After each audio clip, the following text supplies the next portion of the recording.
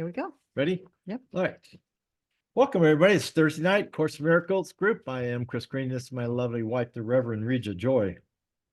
You did that very well. That was very Perfect. good. There'll be no undos this week. We're in the last portion of chapter 1 tonight. It's chapter 1 is the principle of miracles. We're going to do part 2, which is the distortion of miracle impulses. We're going to read paragraphs 102 through 107. So short reading tonight. For those of you new on the call, we're gonna put together a reading list. If you volunteer to read and I call on you, I will give you the number of the paragraph and the first 3 or 4 words that's starting with. So in case you have a different book, you can sync up. Once the reader, we read one paragraph at a time, and when that reader is done, they are the first one to share, and it's you can go until you can go until you say I'm complete. Usually that's what we do is for I'm complete. Then Usually about 5 minutes. Yeah, well, yeah, or less. Or less. Focus on the your or less, huh? Yeah. But then at that time, then it's open up for discussion. And then we have an open format. So that's let's see, where are we at? So I would ask, let's see, wait a minute. Let's get the reading list going. If you would like to read, go ahead and raise your hand, and we will randomly select you. Okay, Charles and RJ and Christine and Reverend Jerry. Who else? And Jacob. Hi, Jacob. And welcome, Reverend Barbara. Reverend Barbara, hi. Good to see you. And good to see Sister Jacob. And so we've got... That's it. That's it. We're done. Uh-oh. Well, we don't have to read. If Paula wants to read, she can read where I am. Okay. All right. Paula, you can read where I am. Okay, hon? All right. Okay, and who else had their hand up? Anybody else had their hand up that I didn't get? Okay, and I'm sure we'll all have chances to share. Okay. All right, so I would ask that you mute your microphones so that we don't get any birds, dogs, cats, phones, doorbells, atomic bombs, cars driving by, yelling children, screaming spouses. That's it. Is that about it? That's pretty much about it. That's pretty much Well, it. we'll see. All right. Okay. Snoring. Well, there you go. I forgot that. See, Charles is he's always right on top of it. All right. Oh, okay. So we begin with a meditation, and I have to say that I've sort of been in maybe it's too much coffee. We're on a different schedule. We're doing tea, but we went back to coffee, and but I've been sort of in a funk, and I'm happy already, you guys. So thank you. I'm so happy to be here and to see you all. And it's already making a difference. I'm feeling better. So what it's worth. So we'll close our eyes and draw that awareness within. We begin to feel the difference between having our focus seemingly outside of ourselves, and bringing that focus within. And there is a big difference. We begin to quiet down. Biologically, as soon as we close our eyes, it is a pretty big signal to the body that we're going to relax. We're just going to let go of the outside world for this time, and relax and let go. And it feels good. We just enjoy this time because there's nothing we need to do or nowhere we need to go. And so we can choose to just surrender and to relax. You might have to convince your body that it's okay to relax.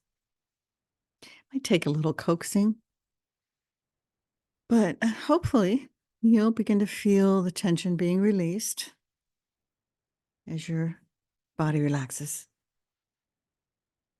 As it relaxes, it brings along the breath. The breath in the body pretty much synced up. You know how you hold your breath when you're scared and you tense up the body? Well, they sort of go together.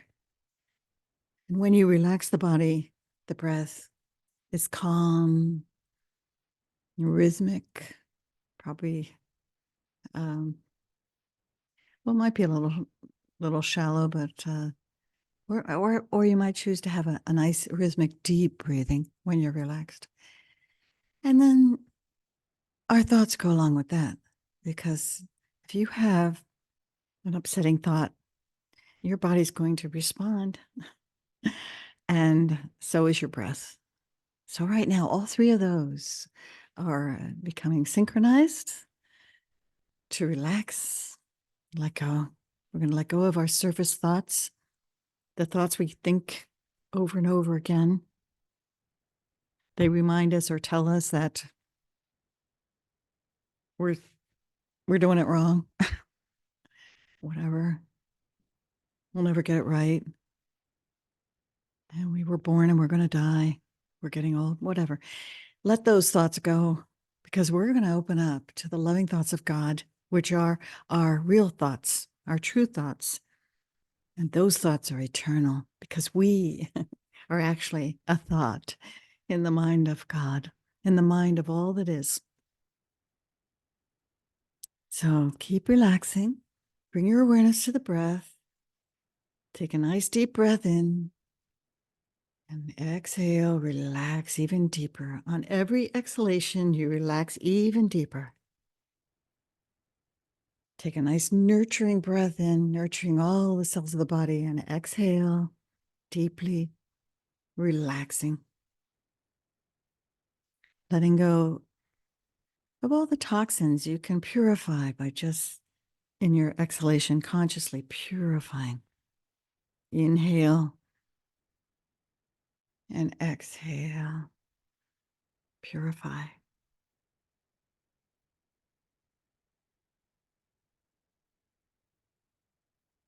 Sometimes if you have a mantra, you can use it with the breath. I am that I am is a nice mantra. I am that I am. So hum. I am that I am. So now that we are relaxed, we're going to bring to mind our lesson today. It's lesson 11. My meaningless thoughts are showing me a meaningless world. We're told in the lesson, this is the first idea we have had, which is related to a major phase of the correction process, the reversal of the thinking of the world. It seems as if the world determines what we perceive or what you perceive. Today's idea introduces the concept that your thoughts determine the world you see. Be glad indeed to practice the idea in this initial form, for in this idea is your release made sure. The key to forgiveness lies in it. The key to forgiveness. And so here we go. I'm going to time you for 2 minutes silence. You can use your mantra or just drink in the peace and the relaxation of the silence. And I'll bring us out after 2 minutes. My meaningless thoughts are showing me a meaningless world. And we'll begin now.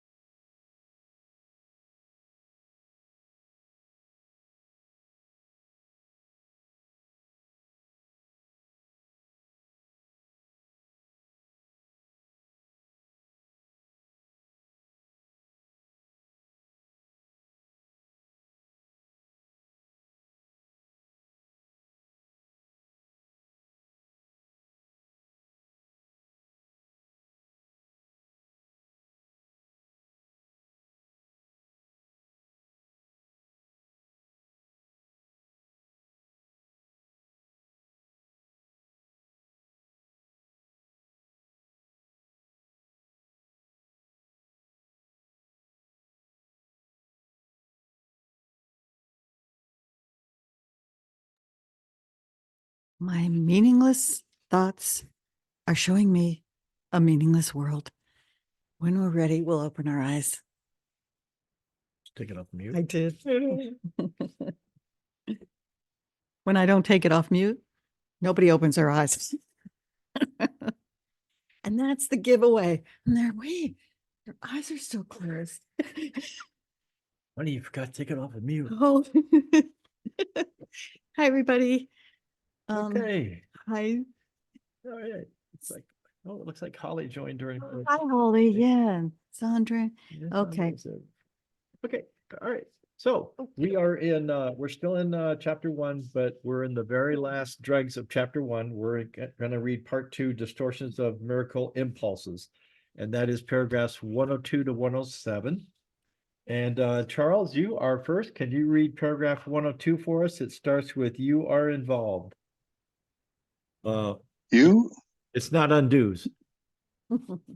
okay, you are involved in unconscious distortions, which are producing a dense cover over miracle impulses, which makes it hard for them to reach consciousness. The nature of any interpersonal relationship is limited or defined by what you want it to do. Relating is a way of achieving an outcome. Oops.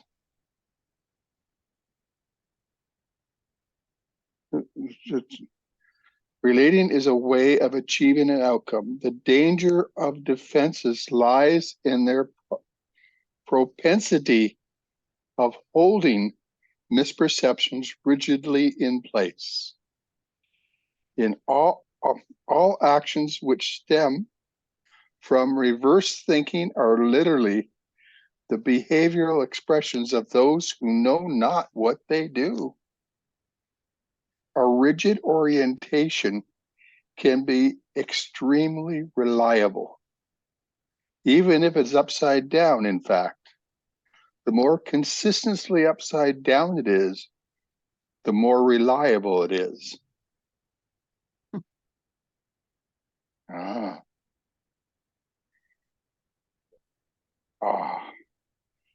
Speaks to me of interpersonal relationship. Deals for me the relationship I am within my own being, relating to what's ever outside of me, and according to either I react to or respond with determines my relationship I find myself in.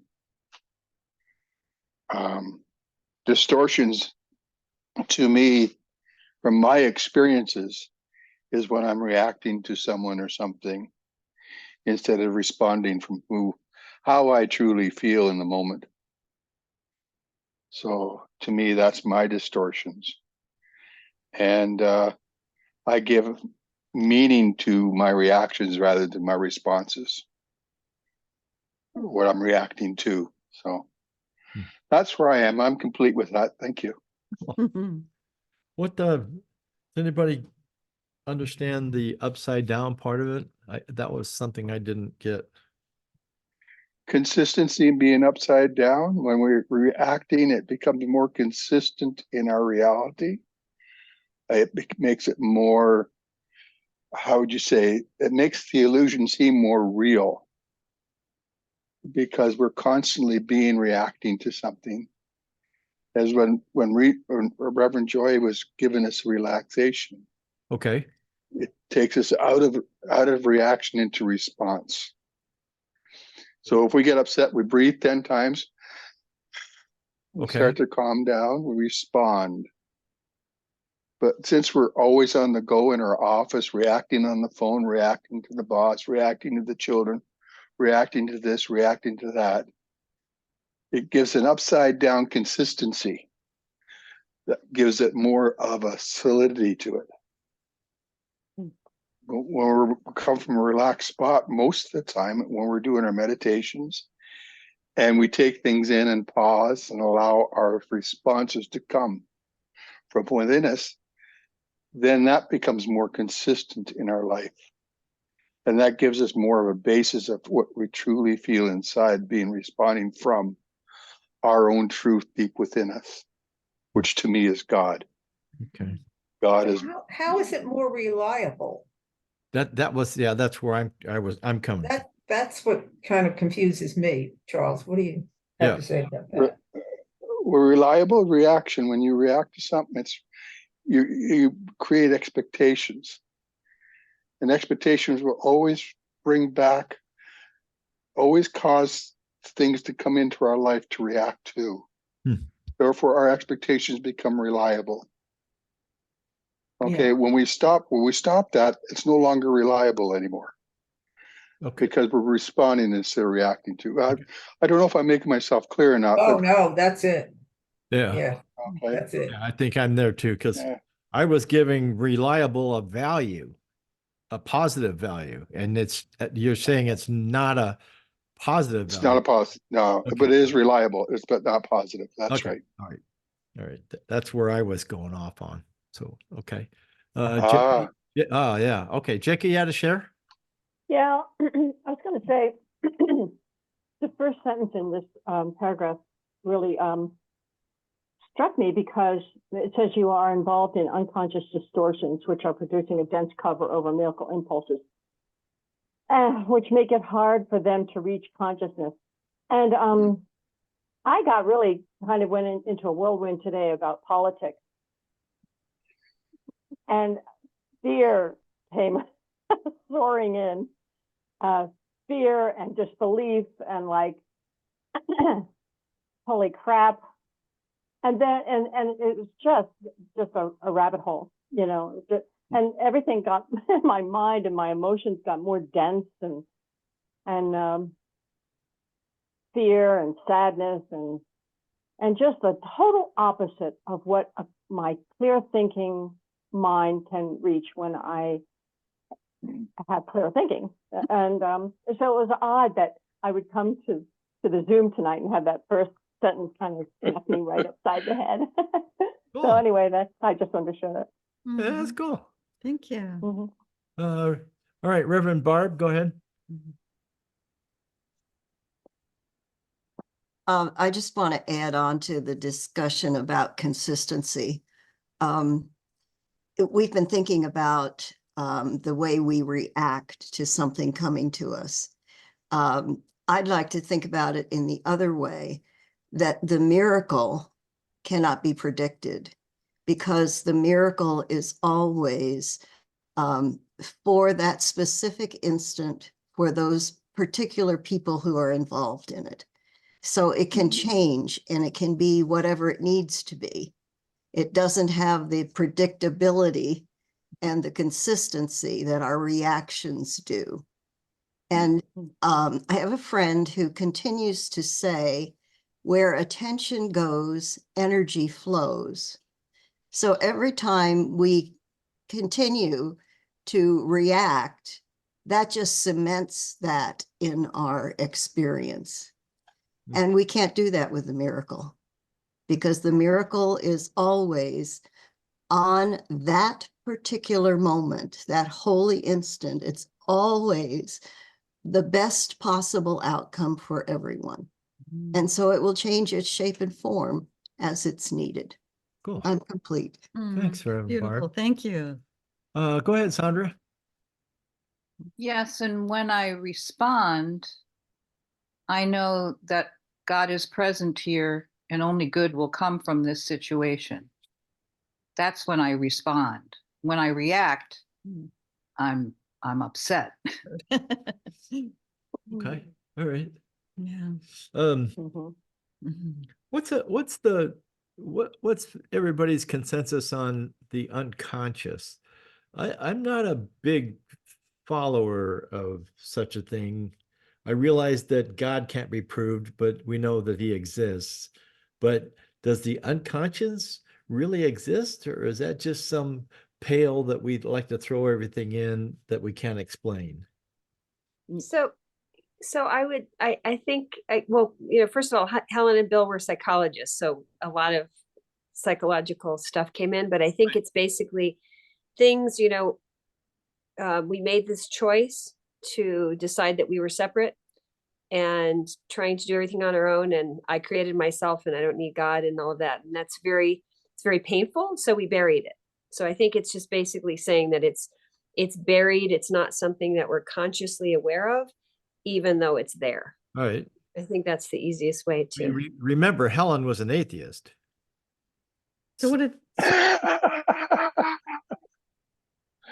I think it's because I don't think so. in a dualistic okay. paradigm, we live in a dualistic paradigm Okay. where there's conscious and unconscious, where there's up and down, good and evil. The only way to make it a oneness consciousness is to embrace it all and to not judge any of it. Okay. All right. All right, go ahead, Charles. And then I think let's move on to 103. Yeah. Well, there I feel that since we were taught to solve problems through our thinking, that becomes unconscious because we're always thinking of a response in order to solve something instead of coming from how we feel.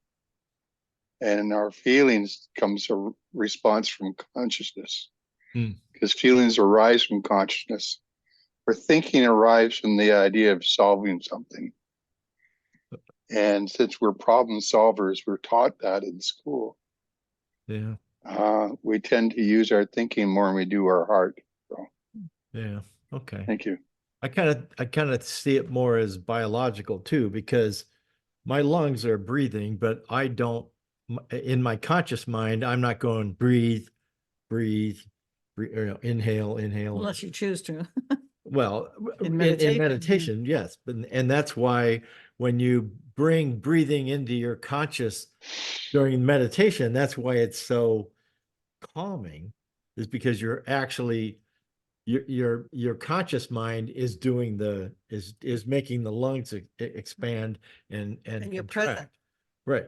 And Yeah. You're in the now. yeah, because if I'm shoveling snow or doing work or watching TV or something like that, I don't focus on making my lungs breathe or my heart pump or my stomach to digest or any of that stuff. Involuntary. It's all involuntary.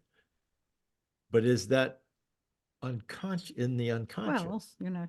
Like I said, I think we tend to throw a lot of stuff over there that we just can't explain it. So, I mean, I think we overthink things. Yeah. well, I would give you that because being a programmer for 48 years, I guess that's kind of been drilled into me for a while. So, no, that would make sense too. I mean, my eyes look at everything and send it to the brain upside down. The brain flips it back over and, does all that work. So I'm not sitting there going like, all right, that's a pixel. I mean, I'm not a TV set. So, but all right. RJ, can you read 103 for us? It starts with, however, validity is still the ultimate goal. Okay, 103.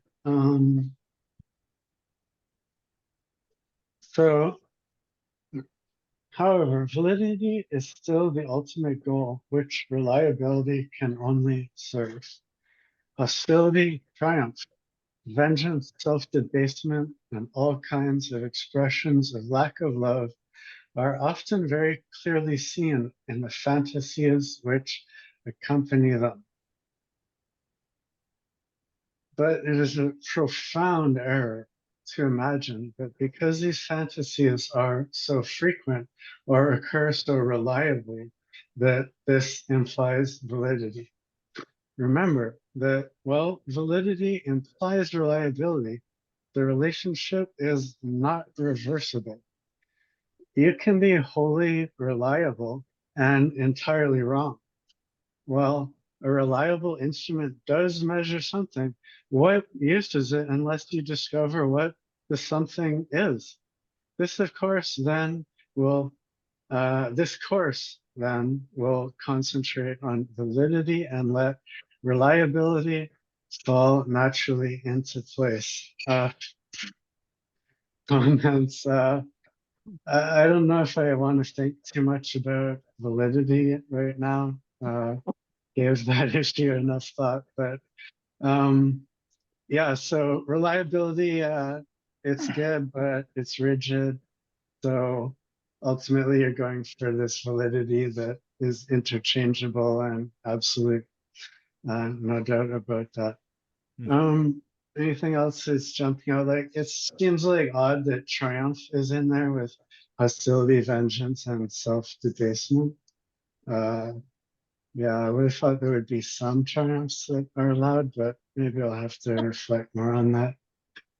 Anyhow, I'm complete for now. Thank you for hearing me. That's interesting too, that my question from 102 just got answered in 103, where I was giving reliability Yep. validity. Mhm. I'll be darned. And- Must have been clairvoyant. Okay. I used to date her. She said she broke up real early on because she said it wasn't She couldn't see it the going. relationship. She couldn't see it going anymore. Yeah. Nice girl. Don't encourage him, Charles. Hey, you know, we after last Thursday's call, when I said I never say undos. Where did I come up with undos? And on Friday I said, I think I know what it is. I'm channeling Jesus's humor. Oh, Oh, yeah. Oh, you're the laughing Jesus. Now we Give me know pen it. and paper. I'm going to write a book. The jokes according to Jesus. I'm going to make a fortune. Be on the #1 bestseller list. All right, Charles, you had to share. Oh, You end up Christ humor. I love it. Uh, I bet you forgot what you were going to say. I was looking at a sentence here, but it's gone. Hold on a sec here. Something about profound. Oh, yeah. 4 lines down, or so. Okay. If someone can help me find that profound. But it is a 4 lines down. Okay.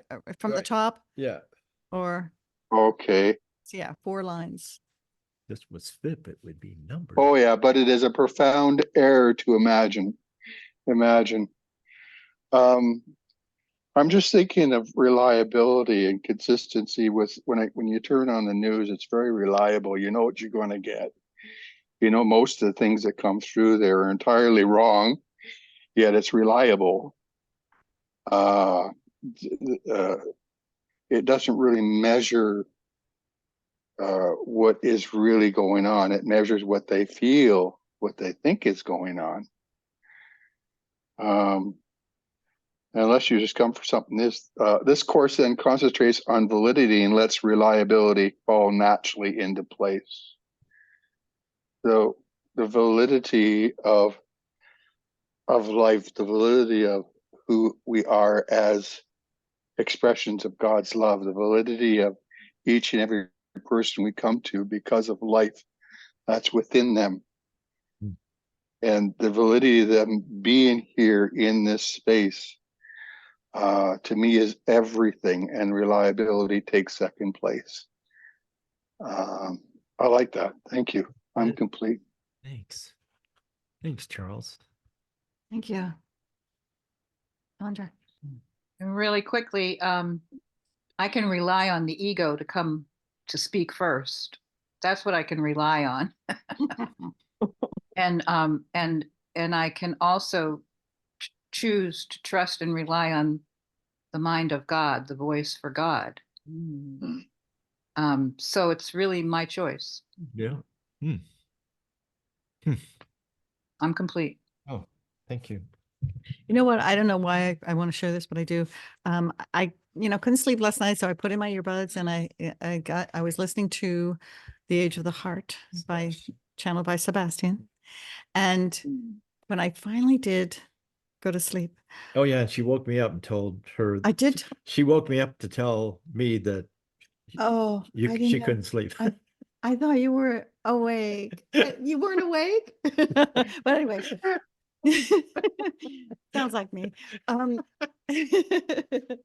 I had lucid dreams. You guys ever have lucid dreams, right? You know you're dreaming. And oh my, I remember this one part of it where I went up really high. I don't know why this tree was so high. This tree was really high, but it was filled with white blossoms. It was so beautiful. And I reached out to touch the blossoms, and I thought, oh, I wonder how everything looks from the tree's point of view. But anyway, I can't remember all of it. I really, I can't, but it was fantastic because it came to mind because of reliable, because what was valid in the dream experience, in that lucid experience, was love. And when you're lucid, sometimes when I'm lucid, sometimes fear thoughts try to intrude because it's you're open, you are so open, so vulnerable, and fear thoughts could come in. And what was amazing was that I had the strength of the validity of love, because love it's repeated over and over in the Age of the Heart, that love is the only reality. And I really knew that. And so those those negative thoughts had no opportunity. And so it was so amazing. I kept becoming more unlimited and more unlimited, and I was just expanding, and it was really amazing. So I invite you to get some earbuds and listen to Page of the Heart if you can't sleep. Thank you. Wow, thank you. So from the tree's point of view, is going like, hey, quit picking them flowers off of me. That hurts. I actually did. Stop it. Took some of the petals off. They were so You're beautiful. such a mean person. Those are my flowers. Okay, paragraph 104. Christine, can you read for us? Starts with the confusion of miracle impulses. Confusion, right? Yeah. The confusion of miracle impulses with physical impulses is a major source of perceptual distortion because it induces rather than straightens out the basic level confusion which underlies the perception of all those who seek happiness with the instruments of this world.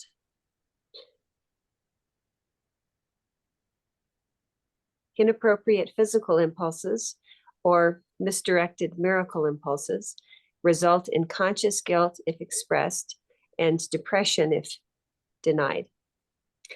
All real pleasure comes from doing God's will.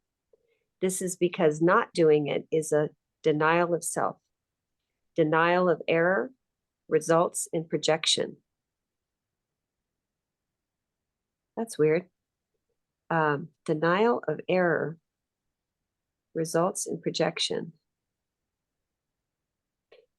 Correction of error brings release. Lead us not into temptation means do not let us deceive ourselves into believing that we can relate in peace to God or to our brothers with anything external.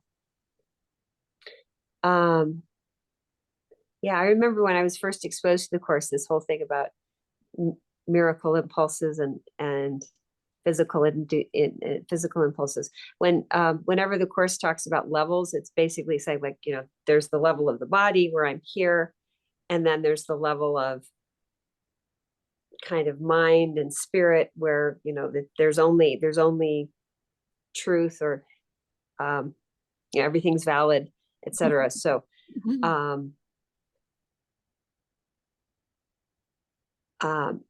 anyway, that,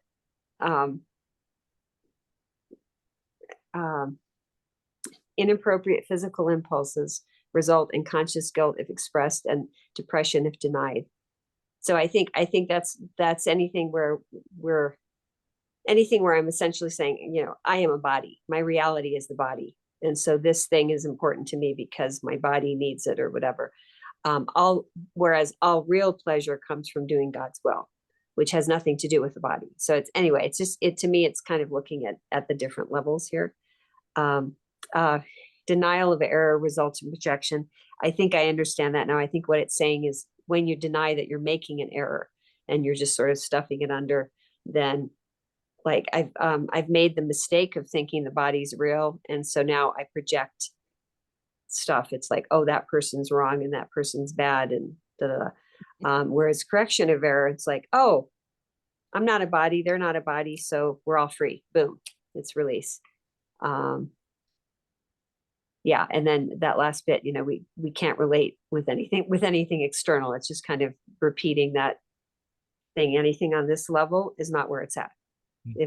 And our job is to see that, even though it's what we see. I feel like I'm not making No, sense. you but are. that's- That was But perfect. that's what occurred to me anyway. I'm Really complete. good. Really perfect. Thanks, Christine. Go ahead, Charles. Thank you. Thank you. That was wonderful. Mhm. Oh, dear God.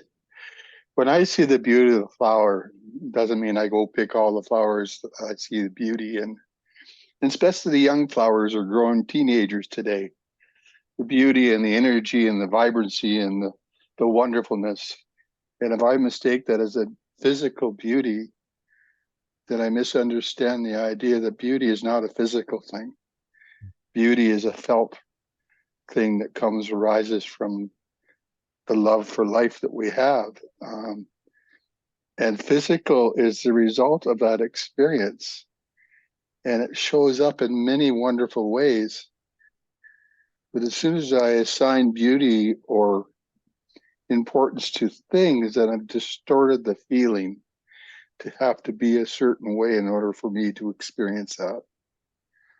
So I like the idea that the beauty is a feeling within myself and I don't have to chase after it to find it.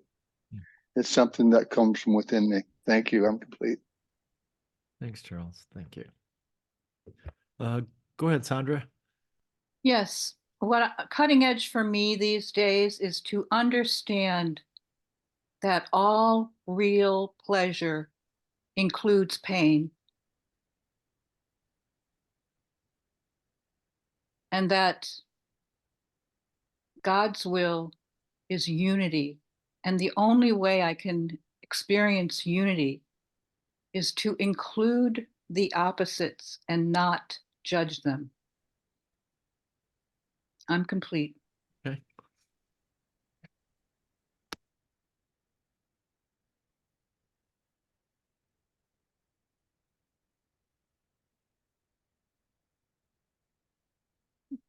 Did you ever have someone misunderstand your intentions?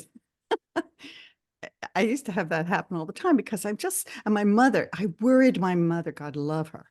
God bless her soul. How about it, Jacob? I worried her because of my openness, you know, I'm in New York City in Manhattan and I'm like, oh, I just love everybody. I was like hippie, you know, and just, you know, and It happened here in Omaha too. It's not just it's not just New York. not just New York. Well, and the thing is that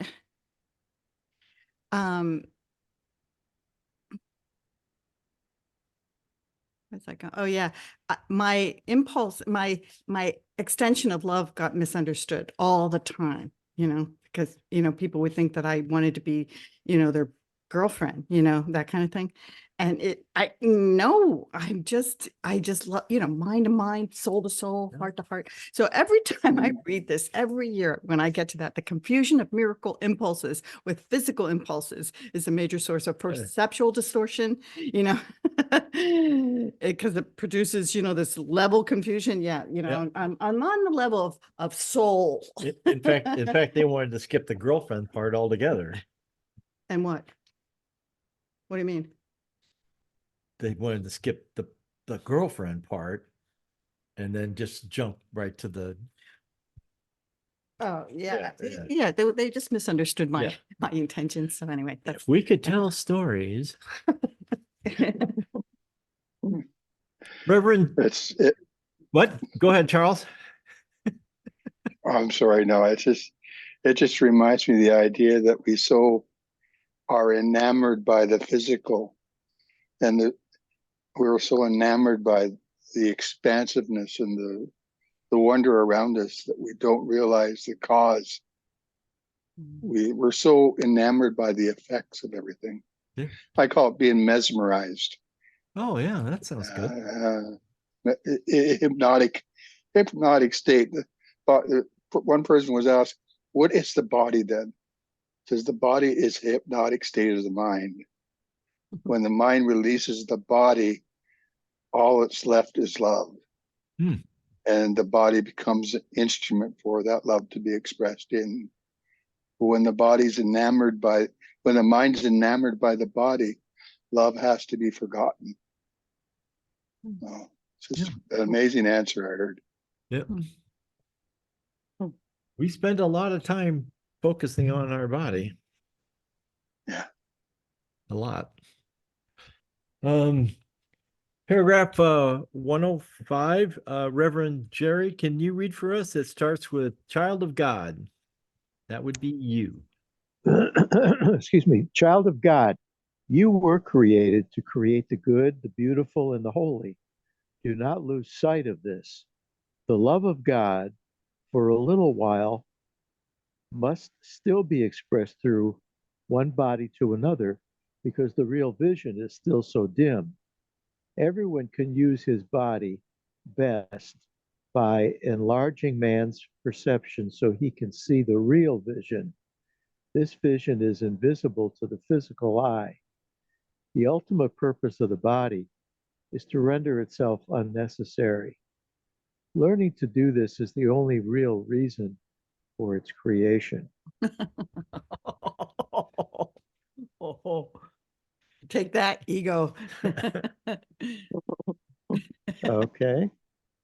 So, yeah, let's use the body with the intention of transcending it.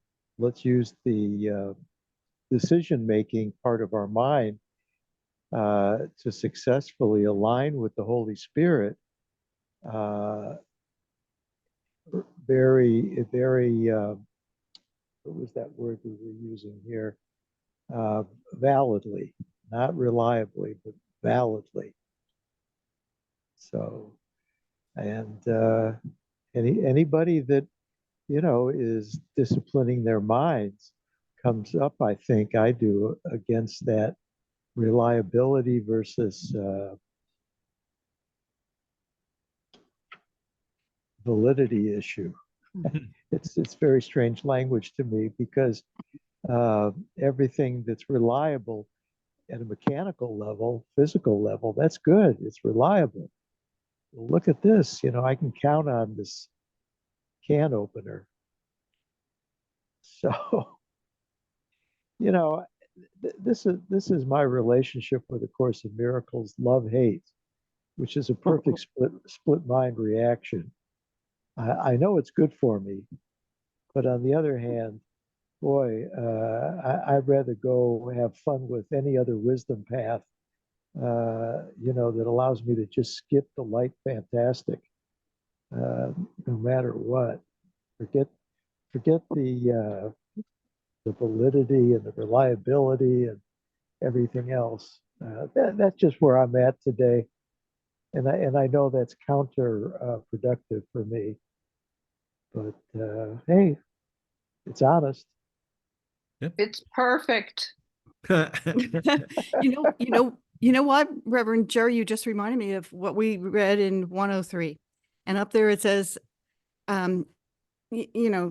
while a reliable instrument does measure something, and thank God, that a yard is a yard and a foot is a foot, what uses it unless we discover what the something is? So it's sort of the meaning, it's reliable, but what are we going to put it, what use are we going to put to it, right? Yeah, and isn't it really a horrendous thought to the wrong mind, the ego, to say that there's nothing valid in the world. And the only thing that's useful is to transcend this invalid. And I think you read it in the workbook lesson. Something thoughts are showing me a meaningless world. Yeah. Meaningless thoughts show a meaningless world. Mm-hmm. Yeah. Yeah. But further it says, I give it all the meaning that it has. And see, that's where if we give it the meaning, we can transform it into giving it the meaning from Christ's vision. That's why I love the world, and how we can see God in everything. And the holiness in me sees the holiness in everything. I love that part of the course, where you do, venerate this everything. Don't leave anything out. That's what Sebastian talks about too. Just embrace it all. There's no division between, oh, the body and the physical is bad, and no. Embrace it all. Yeah.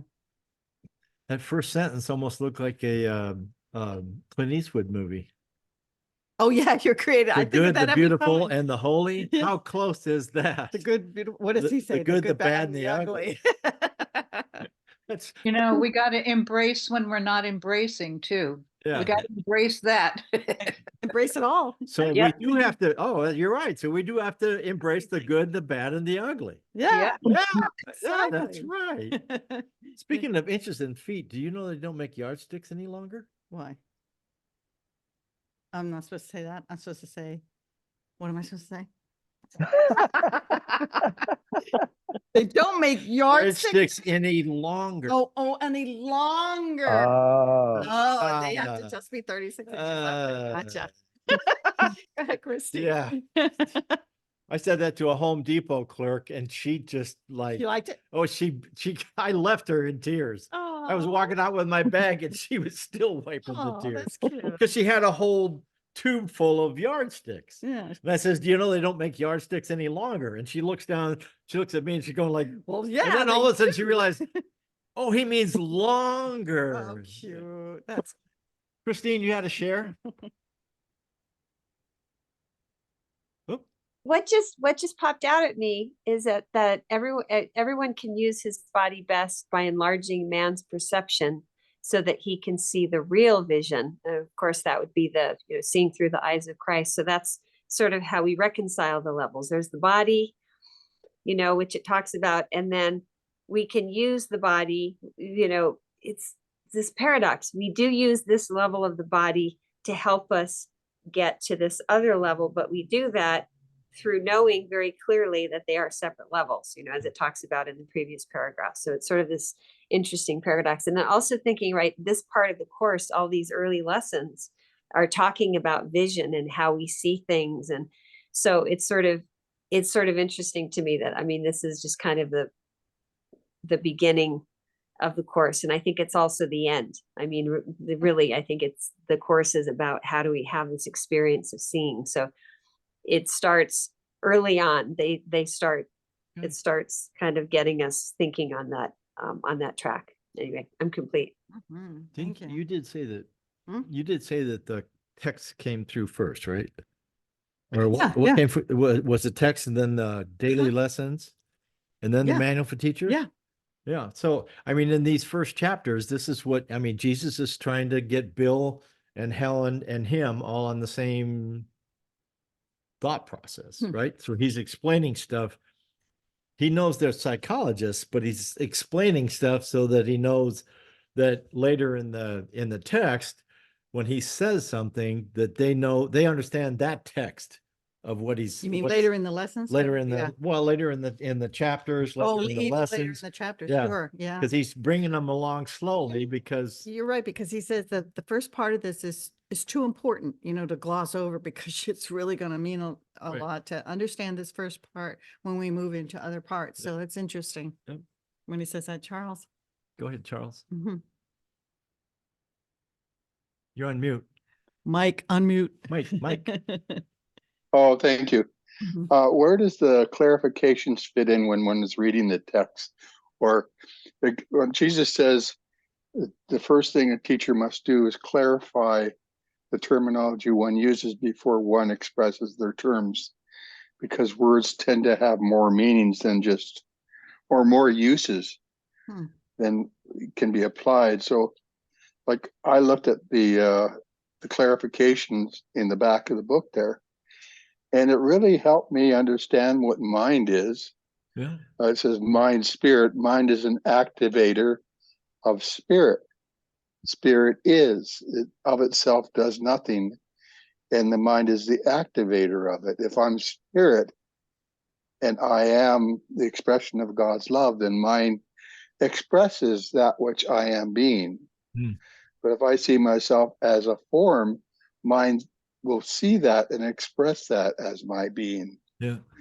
So the mind itself is guiltless because it's only expressing according to how I see myself. So it helped me clarify the terminology in the course. So I thought if anyone here wants to go to the clarification of terms and read them over while they're doing the work, doing the text, it'd be really Charles, but helpful. we were not allowed or permitted to print the clarifications for terms, so I don't know where you're finding it, and I don't know where Probably in the FIP. are you finding It's it in the Course Foundation? of Miracles. It's in the Course of Miracles and at the back of the book. In the Foundation for Inner Peace, yes, but not ours. No. Oh, I see. It was written by Ken Watnick, Well, and it was don't not go there. channeled. Go there. What? No, Oh, I'm sorry. I didn't realize that. Oh, no, that's okay. Yeah. They said it was a copyright thing, but that's okay. You know, yeah. that's all right. Yeah. Oh, And we thank you. don't have the Thank money you. to prove that it's not, but I'd rather spend the money on something okay. else. We're so poor we can't even afford potty training. Yeah. Oh, okay. We don't Because have I realize when I'm listening to other people, Yeah. when they use terminology, they're using it according to their past history of the terminology. So some people means ego means the lower self. But Okay. to some people, ego means fear, Hmm. a thought system. Or And it has nothing to do with even upper self. There are some people that believe that the ego is well, even the fear of the spiritual world, of the unseen. Yeah. Sort of idea. It's a thought system versus a physical form. So it's not, it's just the terminology can somewhat be confusing. So I don't know. Thank you. You know, I'd like to add, since I read the darn paragraph, it seems to me that there was a message for me, and that is there is no me. And anytime I use the pronouns I or me, which is, really the sucker punch of the tiny mad idea. If I'm not me, and you're not you, and we need do nothing, what who's on first, what's on second, I don't know's on third. It's just about as makes as much sense as that Abbott and Costello routine to me. It's just maddening. Yeah. Because I had it all worked out. I was going to make a difference. I was going to be special, and I worked my heart out in college and grad school and in a career. And then I found that my life was devolving in such a way that I was astounded that things were going so badly for someone who had done everything that was expected of me with my body, with my brain, with my hands and feet. And then I find, of course, A Miracle says all of that is unreal. So don't waste your time. And now I'm left in an abyss.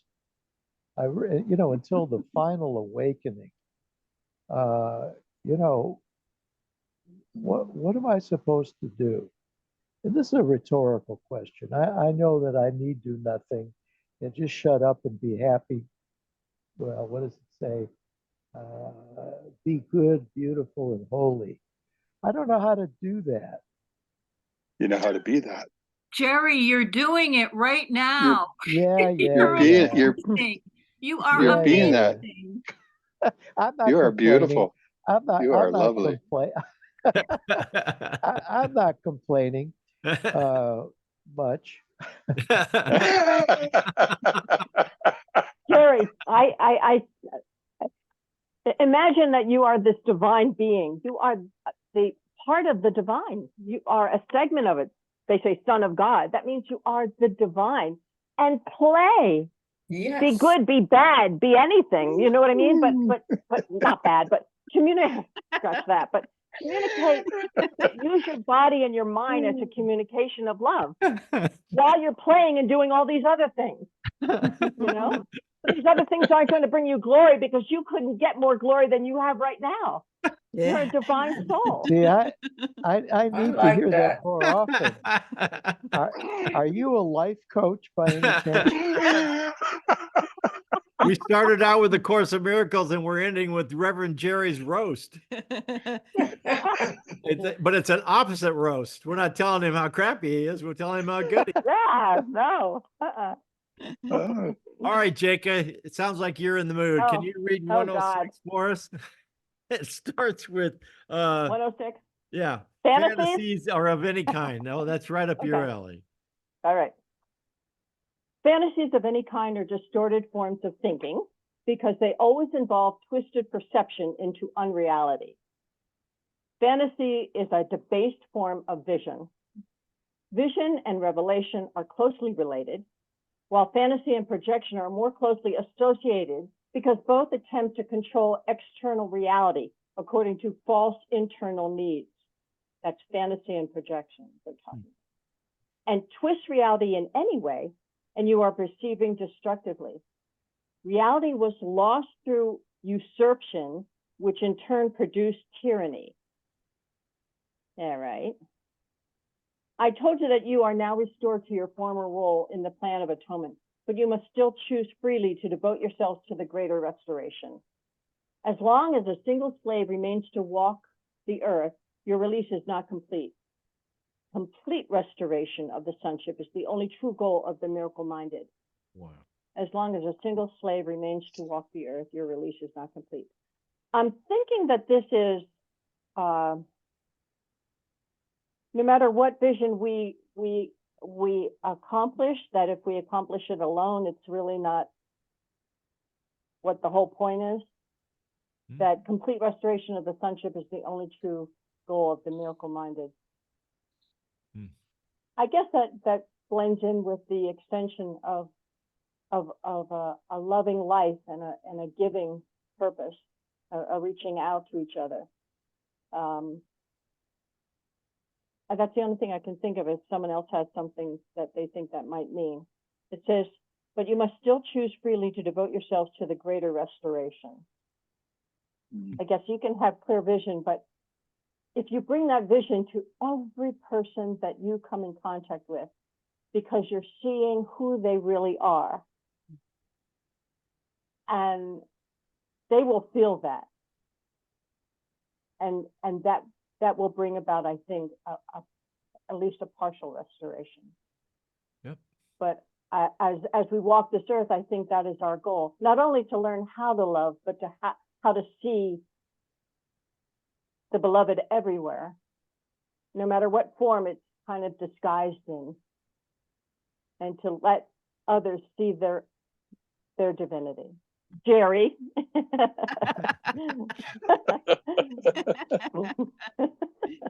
Oh yeah, when you love everybody you come in contact with, as they move out of your circle of influence, then they will do the same thing that you did to their circle of influence, and then you get the Venn diagram where sooner or later all three of those circles will diverge into one, and we'll all be at the same level. So is it Venn? Yeah, Venn A Venn? Venn diagram. That's it. The three circles. Yeah. Mm-hmm. So, Charles, you got to share. yeah. I like the idea when people are joking around, like Jerry was joking around and doing all these things. We couldn't take him seriously. He was just such a fun-loving person. When we get into these people who are serious about how they're feeling, we don't realize on that one level they're actually joking around, but they're forgetting to laugh about it. And if we can help them find the humor in where they're at and have them come into that laughter of what they're experiencing, oh, what a release. Oh, it's a sense of freedom of no longer carrying that load of responsibility on their shoulders, and are able to respond from instead of feel responsible for. And that's a total freedom. That is a total joy. Thank you. I'm complete. Thanks. Paula, you get to finish off the reading tonight. Can you read 107? It starts with fantasies are true. Ooh. Nope. No fan.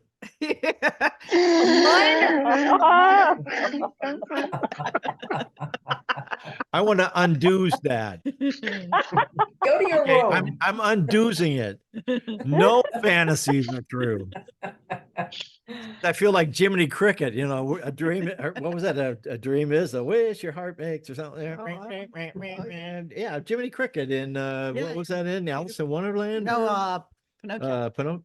No, I not put him in timeout. Pinocchio. Jiminy Cricket. Okay, no fantasies are true. Okay. They are distortions of perception by definition.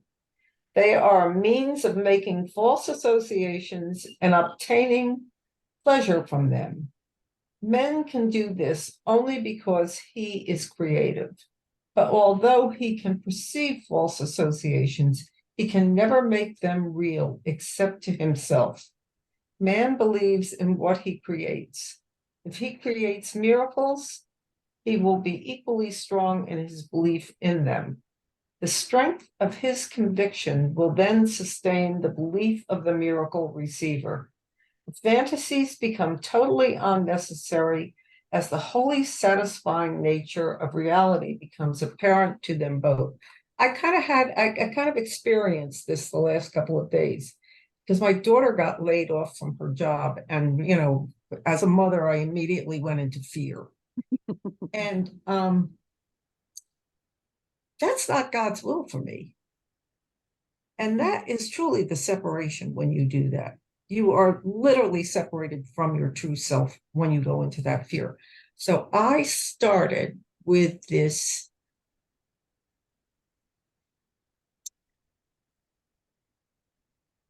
thing that I repeated to myself over and over again with God. Now I can't repeat it. I'm drawing a blank. I said it 100,000 times today. And I'm telling you, by the time the day was over, I was feeling fabulous. Yeah. With God, events unfold in miraculous ways beyond any of our ability to plan an outcome equal to what is available when we trust in Him. And I got hold of that and I just kept repeating it and repeating it. I'm driving, repeating it. I'm walking, repeating it. And you can't, the mind can't serve two masters. You can't stay in that dark place and repeat that. You know, and I've done it with other repetitious phrases. I choose the joy of God instead of pain. I've got 100 of them. Yeah. And when I find myself in that fearful place, that's where I go. And I'm telling you, miracles happen. Cool. Just the fact that you can now see things so differently. So that's cool. That's my share. Did she have a job or a career? No, she doesn't have a career. She had a career, but COVID changed all of that. So she did get another job. Oh, okay. And I'm sure, listen, she's got a wonderful boss. He'll bring her. They're just very slow right now, so he had to lay her off. Oh boy. And it'll be fine. Okay. You know, it's what I think it was Sandra was saying before. Love it all, the whole thing, good, bad, and different. Just, you know. Yeah. That's wonderful advice. Yep. She's got a wonderful boss inside her. She does. Yeah. Yeah. But I really, okay. If I was in that position, I would want you to be my mother. Oh. Yeah.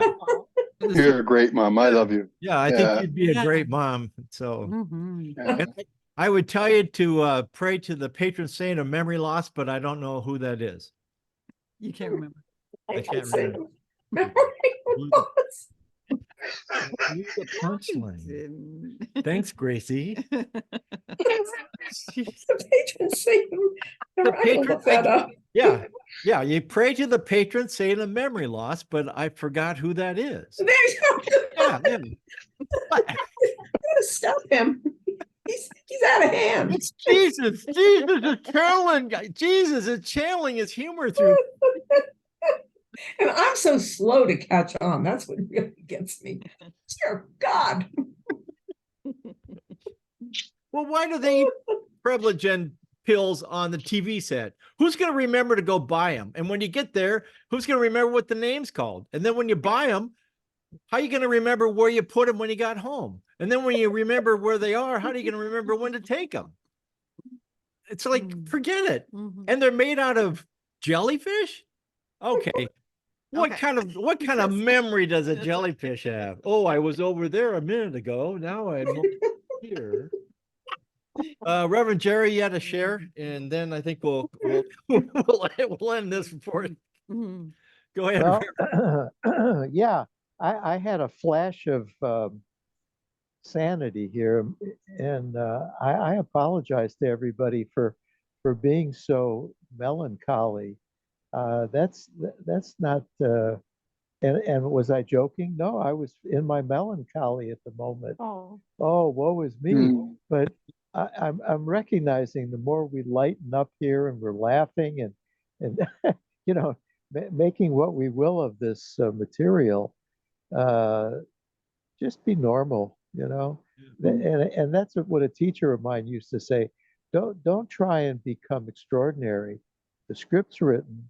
Okay, you function within your script normally with the Holy Spirit, and you'll begin to wake up from the script in the dream. But don't condemn the dream. I'm so apt to condemn it because I think I know so much. But condemning the dream is a mistake. It's making the error real. You can't condemn something that's unreal. It doesn't exist. Where does the condemnation come from? Except from the reliability of my ego. It's always got its big mouth going and saying, "Look, this all is meaningless, and what's the point?" And you know, but the truth is, just get on with it. Be normal. Act in conjunction with the Holy Spirit and forgive it. Forgive it its meaninglessness. Mm. I placed so much faith in conventional wisdom, and I did, like I said, everything that conventional wisdom parents and so forth taught me to do. I got a lot of forgiveness work to do, and that's going to be a happy dream. Thanks, Reverend. Thank you. Jerry, you're amazing. you are. Give it to the Holy Spirit and allow the punchline to come through. I forgot the punchline. Forgot the punchline. Oh, no. Oh, okay. Oh, I love it. Okay. Sweetheart, would you like to close with a prayer? Yep. Okay. All right.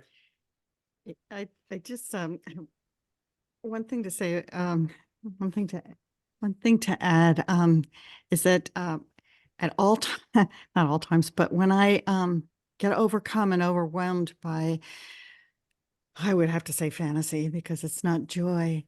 I hear that love is simple, and it was so incredible. Love is simple.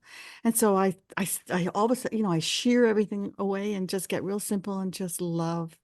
And it fills me with reality, the reality of that I am loved by my source. I am love, and I have love to give. And boy, that, it doesn't conquer all things, but it makes things all things right.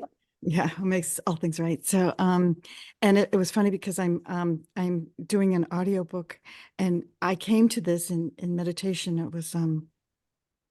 It was last Thursday, and when we meditated, and I heard that love is simple. The very next time that I did the audiobook, I'm reading the next letter. It's love letters from the Divine Mother in You, and I'm reading the next letter, and oh my God, I got chills. The message was how simple love is, So it was like, what an affirmation. So I heard that to share with you just now as I received it as well. And so we'll close our eyes. and join with one another. And I do want to welcome Patricia Etzel, has joined us, and thank you, Patricia, for being here. And thank you, everyone. And so as we close our eyes and we join one another, we imagine that we're holding hands and we're connecting. We're feeling that communion with the self that we share. We have one self that we share with one another and with our source, that capital S self. And it unites all of us. And we feel that communion. And I thought I'd share this just because we're still in the sort of the time of Christ being born. He tells us, this is so beautiful. He says, watch with me, angels. Watch with me today. Let all God's holy thoughts surround me and be still with me while heaven's son is born. Let earthly sounds be quiet and the sights to which I am accustomed disappear. Let Christ be welcomed where he is at home, and let him hear the sounds he understands and see the sights which show his Father's love. Let him no longer be a stranger here, for he is born again in me today. And so it is. Amen.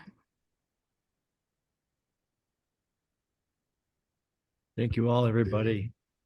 God bless you all. Please stay safe. Bless you and your family members. We'll be here again next Thursday night to open the door from 6:30 to God willing. God willing. Woo, easy. It's gonna get cold. Isn't it? Oh, that's true. We're in the minus degree this weekend. So, you We know, are here too. yeah, it's going to be Thank you, cold. guys. All right. Good night. Good night, everybody. Bye-bye. Have a Don't do your wonderful doctor- week, everybody. Don't Good do night. Dr. Thank you. Shivago thing over the weekend where you walk 10 miles and then your face. I'm not watching that. Bye-bye. Take care. If the home fire's burning, love you. Oh, yeah. Bye-bye.